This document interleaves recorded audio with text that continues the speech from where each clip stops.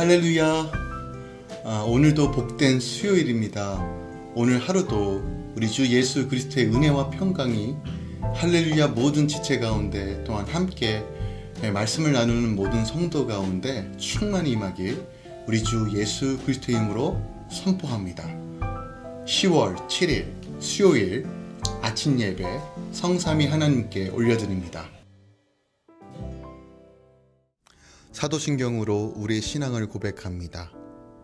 전능하사 천지를 만드신 하나님 아버지를 내가 믿사오며 그 외아들 우리 주 예수 그리스도를 믿사오니 이는 성령으로 잉태하사 동정녀 마리아에게 나시고 본디오 빌라도에게 고난을 받으사 십자가에 못 박혀 죽으시고 장사한 지 사흘 만에 죽은 자 가운데서 다시 살아나시며 하늘에 오르사 전능하신 하나님 우편에 앉아 계시다가 저리로서 산자와 죽은 자를 심판하러 오시리라.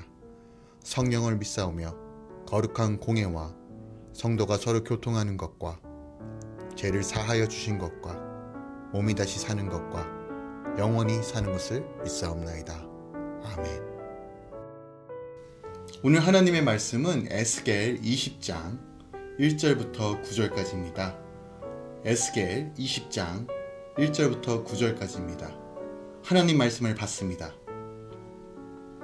일곱째 해 다섯째 달 열째 날에 이스라엘 장로 여러 사람이 여호와께 물으려고 와서 내 앞에 앉으니 여호와의 말씀이 내게 임하여 이르시되 인자야 이스라엘 장로들에게 말하여 이르라. 주 여호와께서 이렇게 말씀하셨느니라. 너희가 내게 물으려고 왔느냐? 내가 나의 목숨을 걸고 맹세하거니와 너희가 내게 묻기를 내가 용납하지 아니하리라. 주 여호와의 말씀이니라.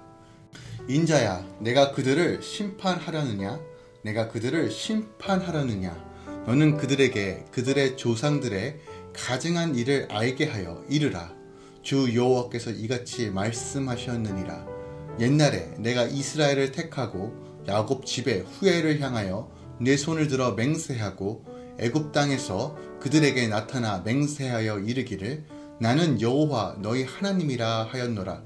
그날에 내가 내 손을 들어 그들에게 맹세하기를 애굽 땅에서 인도하여 내가 그들을 위하여 찾아두었던 땅 곧 젖과 꿀이 흐르는 땅이요 모든 땅 중에 아름다운 곳에 이르게 하리라 하고 또 그들에게 이르기를 너희는 눈을 끄는 바 가증한 것을 각기 버리고 애굽의 우상들로 말미암아 스스로 더럽히지 말라. 나는 여호와 너희 하나님이라 하였으나 그들이 내게 반역하여 내 말을 즐겨 듣지 아니하고 그들의 눈을 끄는 바 가증한 것을 각기 버리지 아니하며 애굽의 우상들을 떠나지 아니하므로 내가 말하기를 내가 애굽 땅에서 그들에게 나의 분노를 쏟으며 그들에게 진노를 이루리라 하였노라. 그러나 내가 그들이 거주하는 이방인의 눈앞에서 그들에게 나타나 그들을 애굽 땅에서 인도하여 내었나니 이는 내 이름을 위함이니라. 내 이름을 그 이방인의 눈앞에서 더럽히지 아니하려고 행하였음이라. 아멘. 하나님의 말씀입니다. 오늘 하나님의 말씀은 BC 591년 5월 10일에 받은 계시를 기록하고 있습니다. 주요 내용으로는 유다 백성이 예루살렘 제2차 침공으로 바벨론에 끌려온 지 7년째 되던 해 이스라엘 장로들이 에스겔에게 찾아와 하나님의 뜻을 묻고 있습니다. 하지만 그들은 하나님을 의지하는 마음으로 에스겔을 찾아온 것이 아니라 단지 자신들이 숭배하던 우상에게 묻듯이 하나님께도 물으려고 선지자에게 나온 것입니다. 하나님은 그들의 잘못된 태도와 마음을 아시기에 에스겔을 명하여 장로들의 신탁 요청을 거부하게 하십니다. 그리고 에스겔은 하나님의 명대로 패역과 구원의 이스라엘 역사를 선포하며 그들을 구원해 주신 이유가 여호와 하나님의 이름을 위함이며 이방인의 눈앞에서 더럽히지 않게 하기 함이라 라고 말씀하십니다.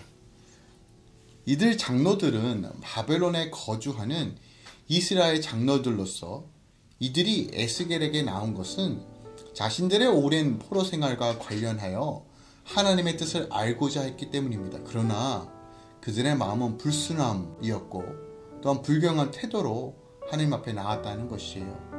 이 모든 것들을 아신 하나님께서는 그들에게 응답은커녕 묻는 것 자체를 용납하지 않으십니다. 이것이 2절과 3절의 내용입니다. 당시 장로들은 포로된 백성을 바른 길로 인도해야 할 책임이 있었습니다. 오늘 읽지는 않았지만 30절과 31절에 보면 그들 역시 백성들과 하나 되어 그들을 이끌어가는 선봉에 서 있었다는 것을 우리가 확인할 수 있습니다. 즉 장로들은 백성들을 부추겨 오히려 더 악한 길로 빠지게 했다는 것이에요. 장로들이 에스겔을 찾아온 목적은 하나님의 뜻을 구하는 것이 아니라 오히려 무당에게 굿하듯 단지 자신들의 미래를 알고 싶은 마음에 찾아간 것입니다. 또한 바벨론에 사로잡힌 지 7년이 되자 그들은 하나님께서 주신 이 고난을 이젠 끝내고 싶어하는 마음, 끝내주고자 하는 마음으로 그렇게 우상에게 빌듯이 하나님께 묻는 것입니다. 그런데 당시 바벨론의 포로로 잡혀갔던 이스라엘 백성들은 하나님께서 이미 주신 말씀을 알고 있었습니다. 예레미야 선지자를 통해서 선포된 말씀이 있었음에도 불구하고 그들은 그 말씀을 붙잡지 못하고 단지 미래가 궁금하여, 지금 당장이 궁금하여 하나님께 나온 것입니다. 하나님은 그의 백성들이 물질, 질병 등 여러 고난에 사로잡혀 어려움 속에 있더라도 삶에서 포로 생활 같은 광야를 만날지라도 그 시간에 자신을 점검하고 온전한 회개를 통해서 하나님의 뜻을 구하는 겸손한 자세를 요구하십니다. 이스라엘 백성들에게 이미 하나님의 말씀이 선포된 상태입니다. 그리고 그들이 앞으로 언제 곧 돌아올 것이다, 회복될 것이라는 예레미야 말씀을 알고 있었음에도 불구하고 그들은 여전히 그 말씀을 듣지 않고 지금 당장의 자신의 유익과 만족과 안위만을 생각하여 하나님 앞에 나아가 묻고 있는 것입니다. 4절부터 9절에서는 이스라엘 역사에서 출애굽의 은혜를 언급하시면서 이스라엘 1세대들의 패역함과 그들을 향한 여호와 하나님의 인내에 대해서 말씀하고 계십니다. 그들은 광야에서 하나님을 향해 불만을 토해냈으며 여전히 애굽에서 섬겼던 옛 습관과 우상들에 대한 미련이 있어 출애굽해진 하나님을 향해 감사하지 못했습니다. 그들은 하나님의 은혜가 아니면 홍해를 건널 수 없었음에도 불구하고 하나님의 은혜 아니면 광야에서 살 수조차 없던 존재였음에도 불구하고 그것을 잊어먹고 망각했습니다. 오늘 본문 말씀을 통해서 우리가 알고 깨달아야 하는 것은 무엇이 있을까요? 오늘 하나님께서는 우리에게 무엇을 말씀하고 계실까요? 전 특별하게 6절 말씀을 묵상하기 원합니다. 6절에 이렇게 기록되어 있습니다. 그들을 위하여 찾아두었던 땅, 곧 젖과 꿀이 흐르는 땅이요 모든 땅 중에 아름다운 곳에 이르게 하리라 라고 말씀합니다. 즉 이 세상에서 가장 복되고 아름다운 땅은 하나님과 함께하는 그 모든 것이라는 사실을 다시 한번 상기시켜 주시는 거예요. 하나님은 그의 백성을 택하시고 이스라엘 백성에게 기업으로 주신 가나안 땅에 대한 설명이 6절에 나오는 것이에요. 그런데 그 땅이 젖과 꿀이 흐르는 땅이라고 다시 한번 말씀하고 있습니다. 즉 하나님은 당신의 백성들을 택하셔서 세상에서 가장 아름다운 땅을 주셨어요. 여기서 젖과 꿀이 흐르는 땅이란 최고의 땅을 나타내는 표현으로서 하나님께서 택하신 백성에게 주시기 위하여 아브라함을 택하시고 그의 언약의 후사들에게 주시기를 약속한 그 땅을 말합니다. 그런데 어떤 기준을 근거로 하나님은 그것을 젖과 꿀이 흐르는 땅이라고 말씀하셨을까요? 실질적으로 가나안 땅은 토질이 비옥하고 풍요로운 그런 낙원 같은 땅이 아닙니다. 대부분 광야요, 황무지며 비도 적게 오고 기근이 자주 일어나는 곳입니다. 오히려 가나안 땅보다는 나일강 주변의 애굽, 유브라데스 강과 티그리스 강 주변의 열강들, 아수르와 바벨론과 바사 제국이 오히려 더 풍요로운 땅이라고 말할 수 있어요. 실질적으로 이스라엘 백성들이 애굽에서 노예 생활했을 때 그곳에 살고 있었던 고센 땅이 오히려 가나안 땅보다 더 좋은 풍요로운 땅이었습니다. 또한 가나안 땅은 지리적으로 유럽과 아프리카와 아시아를 잇는 핵심적인 지역에 자리 잡고 있습니다. 늘 열국들이 그 땅을 차지하기 위해서 끊임없이 전쟁이 일어났던 곳입니다. 안정과 안식이 보장되는 곳이 아니라 늘 긴장 속에 살아야 하는 땅이 바로 가나안 땅이었다는 것이에요. 그런데도 하나님께서는 이스라엘 백성들을 그 땅으로 인도하여 내시며 그곳이 젖과 꿀이 흐르는 땅이라고 말씀하시는 거예요. 그 이유가 무엇일까요? 가나안 땅은 그 자체로는 황무지, 황무한 땅이지만 열국의 정쟁이 끊이지 않는 곳이지만 그곳을 약속의 땅이라고 칭하신 이유는 바로 하나님께서 이스라엘과 함께 하시며 은혜를 베푸시기 때문에 그 땅은 젖과 꿀이 흐르는 땅이 된다는 것이에요. 하나님의 보호와 통치 아래 있을 때 이스라엘 백성들은 평안과 안식을 누리기 때문에 그곳이 바로 젖과 꿀이 흐르는 땅이라고 말씀하시는 거예요. 실질적으로 하나님께서 그들을 보호하시고 통치하실 때 전쟁이 그쳤고 이스라엘 백성들은 풍요를 누렸습니다. 여호수아가 정복 전쟁할 때 사무엘, 다윗, 솔로몬이 이스라엘을 다스렸을 때 실질적으로 이스라엘 백성들은 젖과 꿀이 흐르는 풍요를 누렸습니다. 그들이 그렇게 젖과 꿀이 흐르는 풍요를 누릴 수 있었던 근본적인 이유는 하나입니다. 바로 하나님의 율법에 순종하고 하나님을 가까이 했더니 하나님께서 그들과 함께 하시며 이른 비와 늦은 비처럼 때에 따라 내리시는 하나님의 놀라운 은혜로 인하여 번성할 수 있었다는 것이에요.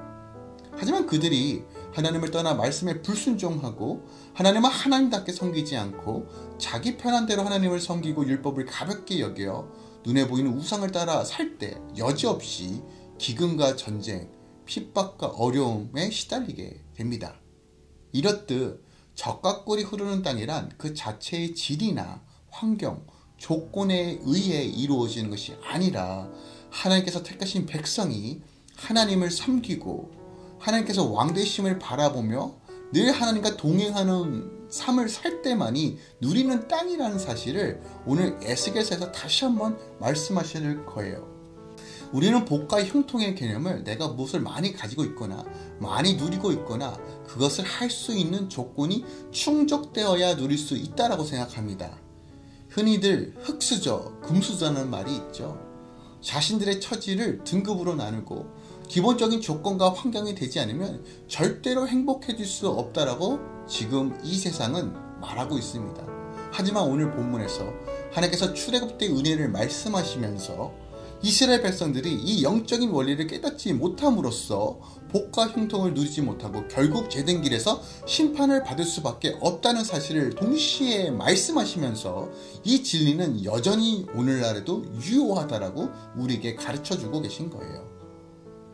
하나님께서 함께 하시는 곳은 환경이 나쁘고 조건이 안 돼도 그곳이 하나님의 나라여 천국을 맛볼 수 있다라고 말하고 있고, 하나님께서 계시지 않으면 아무리 주변이 풍요롭고 환경이 조화롭고 기름진다 하더라도 그것은 황무한 사막과 같다는 것이에요. 그러므로 우리는 환경 탓, 남편 탓, 아내 탓, 자녀 탓, 내가 무엇이 없고 부족한 것을 탓하기보다 지금 내가 하나님과 함께하는 삶을 살고 있는가를 먼저 점검하셔야 한다는 것이에요. 또한 하나님의 말씀에 순종하는 삶이 바로 하나님을 인정하는 삶이며 하나님께서 왕 되신 삶을 내가 추구하는 삶이라는 것을 기억하고 그러한 삶을 살 때 하나님께서 우리와 함께 하심으로 주님께서 예배해 주신 젖과 꿀이 흐르는 충만함을 경험할 수 있다라고 오늘 본문이 우리에게 말씀하고 있는 것이에요. 하나님께서 허락하신 가정, 직장, 사업터에서 하나님의 말씀을 따라 살며 오늘도 그 풍족한 은혜를 사모하며 누리시기를 우리 주 예수 그리스도의 이름으로 축원드립니다. 기도하겠습니다. 사랑하는 주님, 이스라엘 백성들은 그 하나님의 은혜를 잊고 하나님을 섬기는 방법을 자기의 방식으로 바꿔버리고 우상을 따르며 하나님의 율법을 가볍게 여김으로써 징계를 받고 심판을 받고 나라를 잃고 포로 생활을 하게 되었습니다. 하나님께서 다시 한번 오늘 말씀을 통해서 하나님께서 구원해 주신 그 은혜가 무엇인지 우리에게 가르쳐 주시면 감사합니다. 어떤 조건이 나를 행복하게 하는 것이 아니라 어떤 환경이 나를 풍요롭게 하는 것이 아니라 하나님과 함께함으로 누릴 수 있는 영원한 하나님의 나라와 그 충만함을 오늘 하루도 경험하기 원합니다. 주님께서 주인된 삶을 살며 믿음으로 바라보며 나아가오니 하나님께서 오늘 하루도 지키시고 인도하여 주시옵소서. 특별하게 우리 아이들 주님께서 지켜주셔서 이 코로나 때 어떠한 바이러스도 절대로 틈타지 못하도록 인도하여 주시고 온전히 주의 말씀에 순종함으로 믿음으로 나아갈 수 있도록 역사하여 주시옵소서. 이제는 우리 주 예수 그리스도의 은혜와 우리 아버지의 놀라우신 사랑과 성령님의 내주교통 충만 역사하심이 오늘도 주님 바라보며 주님을 갈망하며 주의 말씀에 따라 순종하며 사는 모든 주의 자녀들 가운데 이제부터 영원까지 함께 있을지어다. 아멘.